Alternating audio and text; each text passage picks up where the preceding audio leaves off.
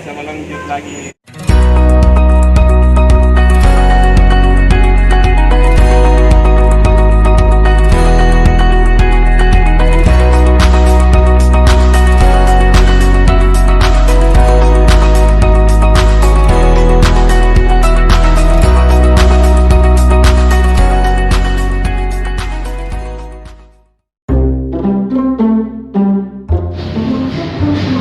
Halo bosku. Halo. Salam keluar bos. Bosku. Ya. Selesai mi kunciku. Iya sudah bos. Ada di dalam itu. Mau kau masuk lagi deh? Oh bisa ya bos. Masuk lagi. Jadi teman-teman, kebetulan ini Ahmed, dia referasi kunci terlama. Pak Ahmed, Ya. kalau boleh tahu ini sejak kapan Ki buat kunci di Andi Jema ini? Tahun 97. Saya ada di Landak, bawa kunci. Jadi teman-teman, sejak 97, luar biasa. Pak Ahmed, ini kalau boleh kamera ke sini sedikit. Pak Ahmed, kalau boleh tahu ini kita kan referasi kunci di sini bersaing kah? Kalau di Landak Anda bersaing karena saya sendiri paling di Landak baru ada satu. Di Landak lama juga ada satu. Di Rapoce juga ada tapi agak jauh dari jarak antara referensi kunci Landak baru. Kalau boleh tahu suka dukata jualan apa? Apa ini kan namanya? Referensi kunci jual kunci ini macam kunci nih seperti kunci rumah, motor, mobil dan lain-lain lah. Kalau suka dukanya ini bosku Pak Ahmed bisa diceritakan dulu sama netizen. Nah, maksud apa itu? Suka dukata selama apa jualan dan buat reparasi kunci seperti apa? Selama saya buat reparasi kunci, pendapatannya bisa menghasilkan seperti sekarang saya bisa beli terutama rumah dan segala inilah semua ini penghasilan saya bisa jadi begini, beli mesin begini dan segala Jadi rumah tangga. Jadi teman-teman ternyata Pak Ahmed sejak 97 suka dukanya begitu. Pak Ahmed kalau boleh tahu ini kan saya lihat sekarang reparasi kunci ini kan sudah modern. Ya. Kalau kita ini pakai alat apa ini? Seperti alat ini, seperti kayak mesin ini kan sanjing ini seperti Honda JS ini kan mesin untuk duplikat saja seperti rumah mobil. Kemudian satu ini khusus untuk ukir sejenis kayak begini Pak kuncinya. Kalau mesin ini cuma ini kayak mobil. Kalau setahu saya kalau tidak ada contoh kita pakai ini manual.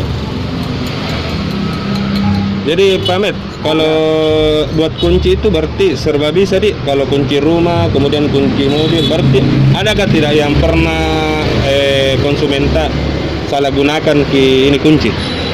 Kalau setahu saya tidak pernah, karena kita juga kalau misalnya mau kerja dia punya kunci, kita harus tahu dulu, jangan langsung mau dikerja. Karena kebanyakan yang mengakui bahwa dia punya kendaraan ternyata bukan. Jadi kita harus berhati-hati cara kerja membuat kunci, begitu Pak. Jadi teman-teman, orang buat kunci itu tidak gampang, perlu dengan ketelitian.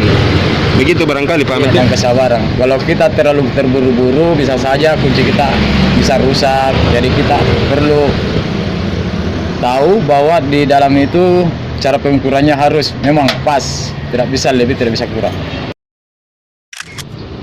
Jadi teman-teman, saya mau lanjut lagi ke Pak Ahmed ini. Pak Ahmed, ini Pak Ahmed, yang paling mahal reparasi kunci tak harga berapa? Kalau setahu saya seperti Imo itu yang pakai chip itu yang paling termahal kalau kunci Pak. Seperti kunci Yes yang masuk 2018. Yang mobil yang sekarang itu sudah mahal kuncinya tuh. Karena dia sudah pakai chip. Nah, seperti kunci-kunci mobilan dulu harganya sampai 200-an, 300. Kalau mobil sekarang itu ya luar biasa kuncinya mahalnya. Pak Ahmed, ini kita belajar dari mana ini sampai bisa buat kunci? Kalau saya belajarnya dari teman yang namanya itu Pak Hendra itu. Pak Hendra. Iya, Pak Hendra yang tinggal di Antang itu. Terus sampai sekarang saya jalankan amanatnya beliau sampai tahun ini, Pak.